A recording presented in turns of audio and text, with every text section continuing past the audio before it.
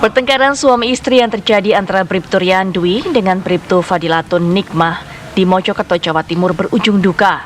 Sang suami akhirnya tewas lantaran luka bakar lebih dari 90%. Sang istri Bribtu Fadilatun Nikmah kesal lantaran suaminya kecanduan judi online hingga nyaris menghabiskan gaji ke-13 serta kerap menggunakan keuangan rumah tangga demi memuaskan hasratnya berjudi.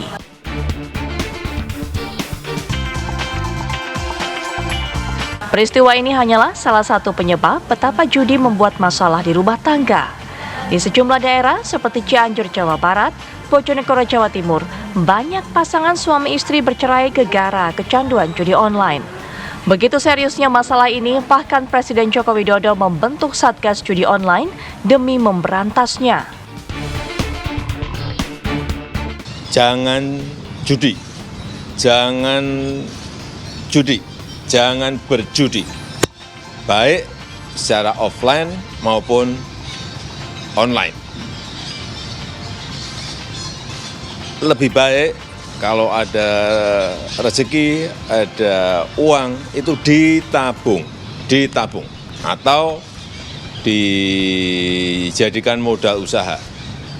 Dan sudah banyak terjadi karena judi, harta benda habis, terjual, karena judi suami istri bercerai, karena judi melakukan kejahatan, melakukan kekerasan, bahkan tidak sedikit yang menimbulkan korban jiwa. Sesungguhnya, bagaimana masalah judi online bisa kian mengakar di masyarakat? Akankah pembentukan Satgas Judi Online bisa menyentuh akar masalahnya?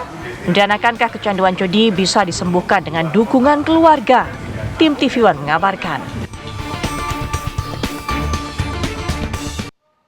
Gara-gara kecanduan judi online, seseorang jadi kehilangan akal sehatnya dan juga rela melakukan apapun untuk bisa mendapatkan uang, untuk bisa kembali mempertaruhkan uang tersebut untuk berjudi online dan juga melakukan beragam hal kriminal.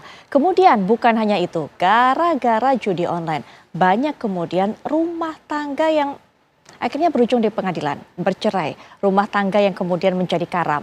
Nah, kita akan mengetahui sebenarnya bagaimana peningkatan angka perceraian karena judi online. Bukan cuma itu, nanti kita akan juga mendengarkan tausiah dari Ustadz Zaki Mirza dan juga pandangan dari psikiater Dr. Vivi atau Dr. Zulfia yang nanti juga insya Allah akan memberikan nasihat yang berarti dan juga renungan untuk kita bersama untuk bisa menjauhi perbuatan yang banyak sekali mudorotnya ini.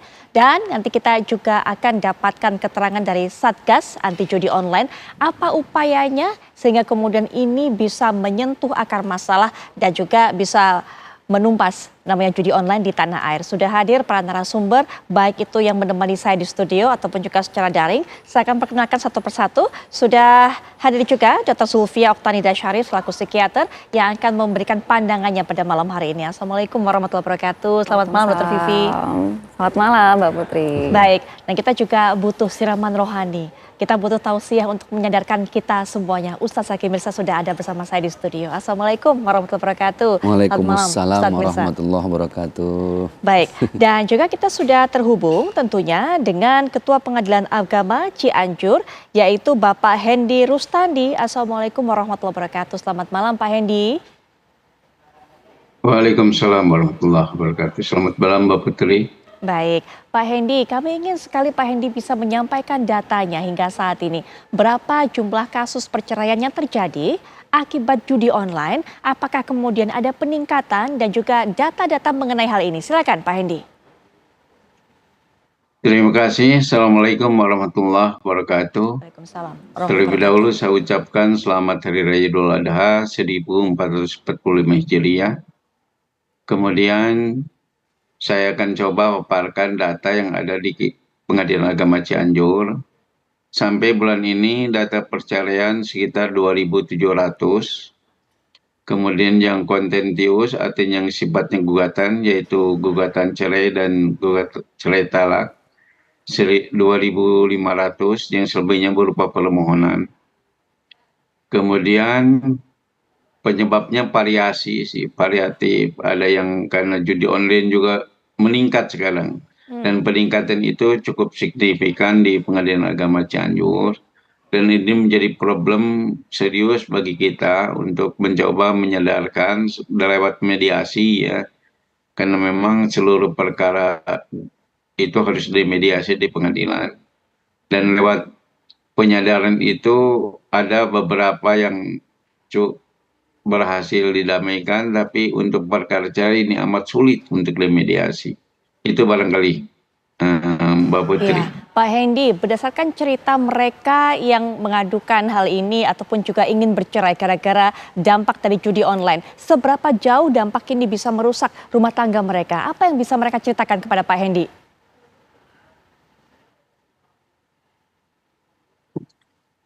Ini dampaknya sangat serius ya, karena memang judi online itu kayaknya sudah mengakar di masyarakat. Dan dampak terhadap keharmonisan rumah tangga itu sangat signifikan, karena memang antara suami istri terus-menerus bertengkar, di mana nafkah yang seharusnya dijadikan uang yang seharusnya dijadikan nafkah dipakai judi oleh suaminya atau sebaliknya. Ada juga kasus-kasus tertentu di mana seorang perempuan berjudi. Nafkah yang diberikan suami bukan dipakai masak, tapi ada juga yang dipakai untuk itu, seperti bayar pinjaman online dan lain sebagainya. Jadi karena nafkah yang seharusnya dipenuhi oleh si suami kemudian dipakai judi, ini dampaknya pendidikan terlantar, nafkah rumah tangga juga tidak terpenuhi, muncullah pertengkaran yang serius, pertengkaran terus-menerus yang kemudian menyebabkan mereka pisah rumah. Ini dampaknya gini. Sangat terasa bagi kami gitu. Baik. Yang ada di pengadilan gitu. Ya, Pak Hendy. Dan ini menyebabkan sulitnya untuk mencapai kesepakatan untuk didamaikan gitu. Baik, Pak Hendy, untuk istri-istri yang kecanduan judi online, apakah mereka ini memiliki pekerjaan sendiri, memiliki pendapatan sendiri, atau hanya ibu rumah tangga dan juga menghabiskan uang ataupun juga pendapatan semua dari suaminya untuk judi online kebanyakan? Ada juga yang bekerja, tapi rata-rata ibu rumah tangga, terutama yang terjebak dalam pinjaman online, itu penjol. Ini seperti bank emok dan lain sebagainya. Ini akhirnya harta yang ada, misalnya harta warisan suami, dijual untuk memenuhi atau melunasi hutang yang dibuat oleh istri. Ini ada juga terjadi. Dan ini menjadi problem sosial kita.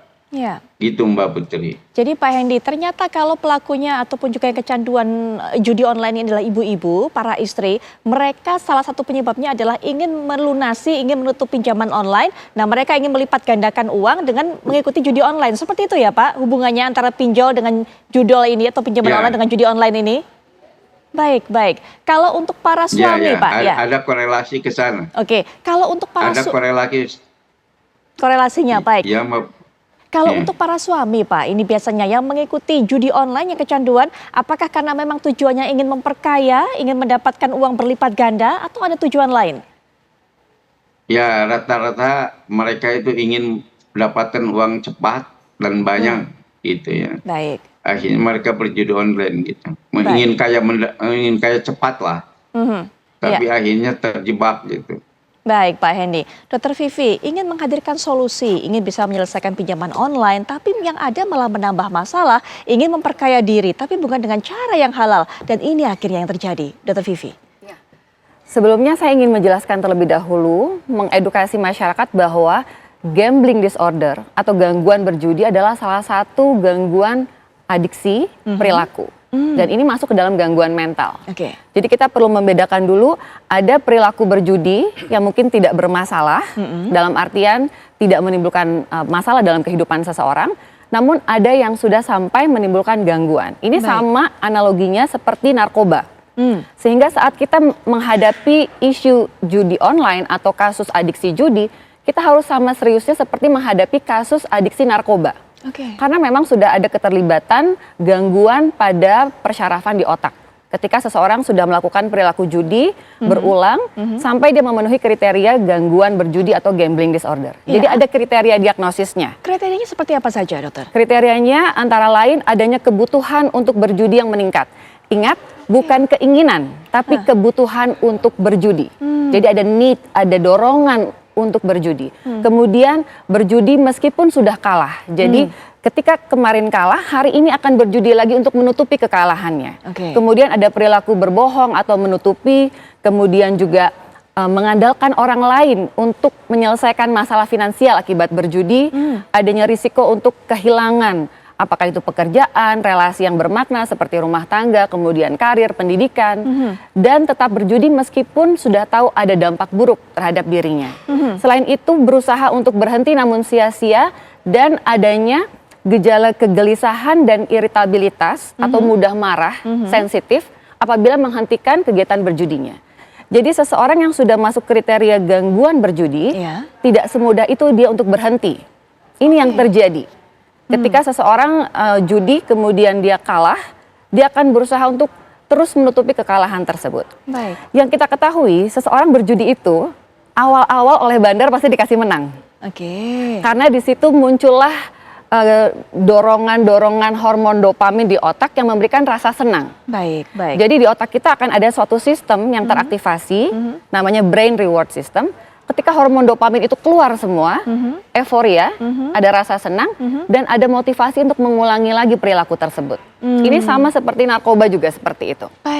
Tapi bahayanya adalah ketika seseorang kecanduan alkohol atau narkoba, kita bisa melihat ketika mereka high, mereka sedang mabuk. Tapi ketika seseorang kecanduan berjudi, kita tidak lihat high-nya seperti apa. Jadi tidak tampak, tidak tampak dari luar. Tidak tampak, tahu-tahu sudah banyak pinjaman, tahu-tahu bermasalah rumah tangga, tahu-tahu bermasalah pekerjaan. Jadi kita lihatnya sudah di ujung. Jadi ini masalah yang sangat serius sebetulnya. Pastinya, ini masalah sangat serius. Kemudian juga Ustadz Zaki Mirza bisa berikan juga tinjauan kepada masyarakat untuk bisa membantu kesadaran mereka untuk bisa menghindari perbuatan yang mudorot ini. Bismillahirrahmanirrahim. Assalamualaikum warahmatullahi wabarakatuh. Alhamdulillah, salatu wassalamu ala rasulillah, amma ba'd. Dalam agama kita setiap Allah memerintahkan sesuatu pasti penuh dengan hikmah dan manfaat. Sebaliknya ketika Allah melarang, di balik itu semua pasti ada mudarat. Ada nilai-nilai yang tidak hanya membahayakan diri sendiri, bahkan membahayakan orang-orang yang di sekitar kita. Bahkan banyak orang. Dan ini sudah Allah sampaikan di dalam surat Al-Maidah, surat ke-5 ayat 90. Kalimatnya, a'udzubillahi minasyaitonirrajim, innal khamra wal maisir. Ini yang, kan ada 4 ya, cuman 2 ini yang sangat berpengaruh dan ini sangat dikonversi ke zaman sekarang, itu jadi up to date banget tentang ayat ini. Yang pertama adalah innal khamra, minuman keras, wal maisir, judi. Dan ini adalah satu perbuatan yang menjadi bagian dari perbuatan setan. Makanya perintahnya fastanibuhu la'allakum tuflihun. Jauhi itu semua supaya kalian menjadi orang yang menang, orang yang bahagia dunia akhirat. Karena gini, apa yang disampaikan Bu Dokter tadi betul, itu sudah disampaikan oleh baginda Rasulullah SAW. Waqala Nabi, beliau bersabda, arba'atu jawahir fi jismi Adam.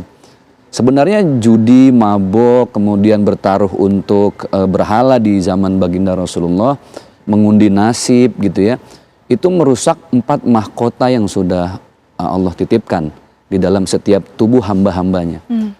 Kenapa? Yang pertama itu yuzilul akla. Tadi sudah disampaikan bahwa ternyata berjudi itu kan edik ya, dia ketagihan. Kenapa Allah melarang? Karena menangnya bikin ketagihan, kalahnya bikin penasaran. Itu kalau istilah mendayung sampan itu di lautan tak berpantai gitu ya. Jadi nggak ada ujungnya gitu. Nggak ada tepinya, betul. Nggak sampai-sampai. Dan makanya ketika akal itu hilang, dia mudah emosi. Kan gitu. Kan akalnya hilang. Betul. Orang kalau sudah kehilangan akal ya emosi, amarah, temperamen, udah tidak bisa dengan logika lagi. Terus yang kedua, bahwa ternyata hal-hal yang diharamkan itu bisa menghilangkan yang namanya yuzilul qalba. Kan pikiran itu jendela menuju hati ya. Betul. Jadi kalau orang sudah amarah, hatinya udah nggak bisa kekontrol tuh. Karena padahal hati ini tempat di mana ada satu hal untuk merespon. Baik. Misalnya ngerem yang bersifat emosi itu Ya. dengan istighfar. Baik. Karena hatinya udah nggak ada, akhirnya dia blank. Nah, gitu. tahan mungkin sampai di situ Oke. dulu, Ustaz Zaki. Nanti kita akan lanjutkan kembali, Ustaz Zaki. Tapi setelah jeda berikut ini kami akan setelah kembali. Kita akan dengarkan. Tadi ke Pak Hendy juga sudah mengatakan ada upaya mediasi yang memang gagal. Apa penyebabnya? Dan juga bagaimana dukungan dari keluarga ataupun juga pihak-pihak lain untuk bisa membantu kesadaran ataupun menyadarkan pecandu dari judi online ini. Nanti kita akan bahas setelah jeda.